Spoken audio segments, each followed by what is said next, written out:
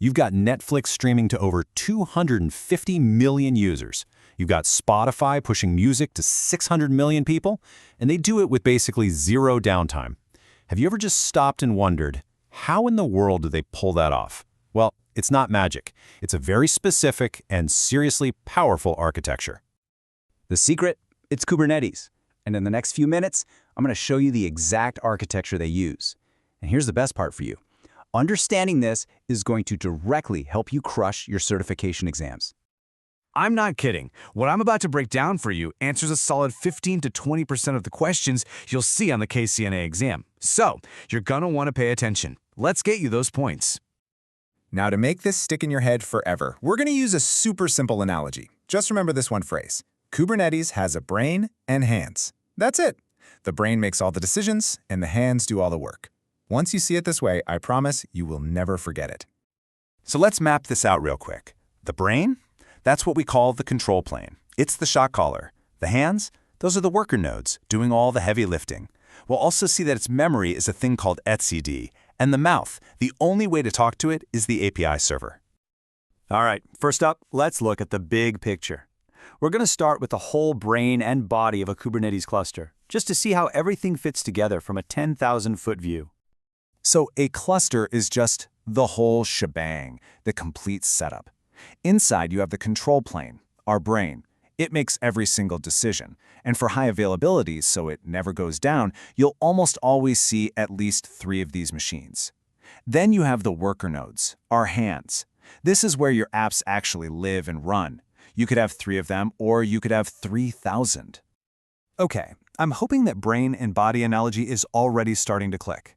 If it just lit a light bulb for you, do me a favor and hit that like button and just drop brain body in the comments below.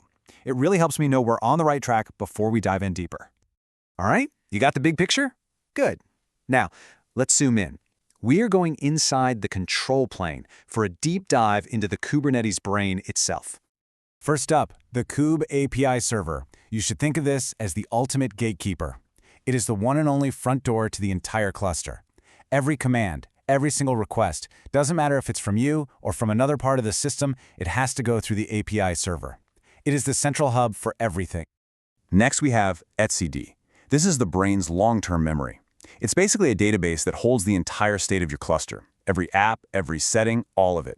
It is the single source of truth. And this is so important for the real world. You absolutely must have a backup plan for ECD. If you lose it, you've lost your cluster's brain. Game over. And that brings us to maybe the most important relationship in all of Kubernetes. I want you to burn this into your mind. The API server is the only component that talks directly to etcd. Nothing else gets to. No exceptions. This is a favorite exam question for a reason. They ask it all the time. Then we have the Kube scheduler. I like to call this one the matchmaker. Its whole job is to look for new pods, which are just groups of your app's containers, that don't have a home yet. The scheduler then finds the absolute perfect worker node for that pod to live on, based on its needs, the resources available, and any rules you've set up. The Kube Controller Manager is like the tireless manager of the brain. It's actually a bunch of different controllers all running in the background, and they're constantly watching the cluster. Their one and only goal? Make sure reality matches what you asked for. If a node dies, a controller notices and fixes it. This self-healing power is exactly how Netflix hits that zero downtime mark. It's all about this loop. And finally, in the brain, you might have the Cloud Controller Manager. Now, this one's optional. Think of it as a special bridge that connects your cluster to your cloud provider. If you're running on AWS, GCP, or Azure, this is the component that talks to their systems to create things like load balancers or storage. If you run Kubernetes on your own servers, you just won't have this. So, that's the brain. Pretty cool, right? If these pieces are finally starting to click and make sense for you, do yourself a favor and hit subscribe, because understanding the hands, the worker nodes we're about to cover, is just as important. Okay, let's switch gears. We've totally dissected the brain. Now it's time to look at the hands that are actually doing all the work. These are the key components that run on every single one of your worker machines. So on every single node, you have a kubelet. This is the on-site supervisor. It's an agent that reports back to the brain and waits for orders from the API server. When the API server says, hey, run this app, the kubelet is what makes it happen. And listen up, here's a massive exam tip. The kubelet is not a container. It's a little program, a daemon, running right on the machine's operating system.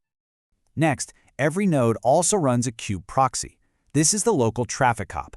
This component is all about networking. It maintains all the network rules on the node itself, making sure traffic can get to your apps from the outside world and that your apps can talk to each other. It's the magic behind Kubernetes services. And of course, you need an engine to actually run your containers. This is the container runtime.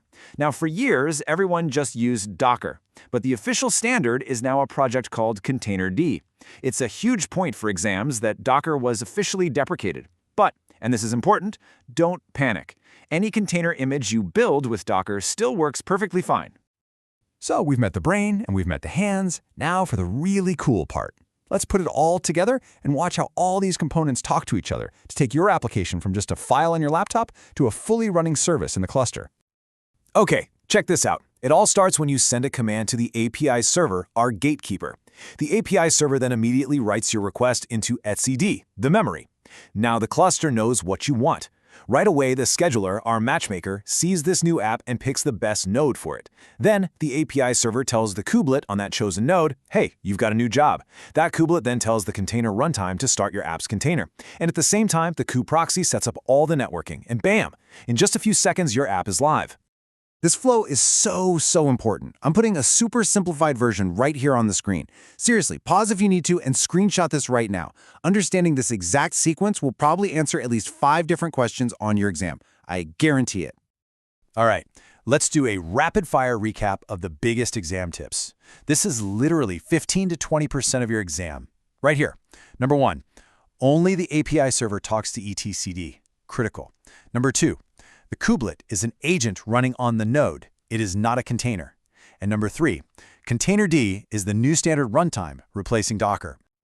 In our very next explainer, we're going to break down pods, deployments, and services, and that's another 10% of your exam questions right there. But before you go, drop a comment below and let me know, which one of these components was your aha moment today? Was it the API server being the gatekeeper, or maybe understanding what the kubelet actually does? I'd really love to know. I'll see you in the next one.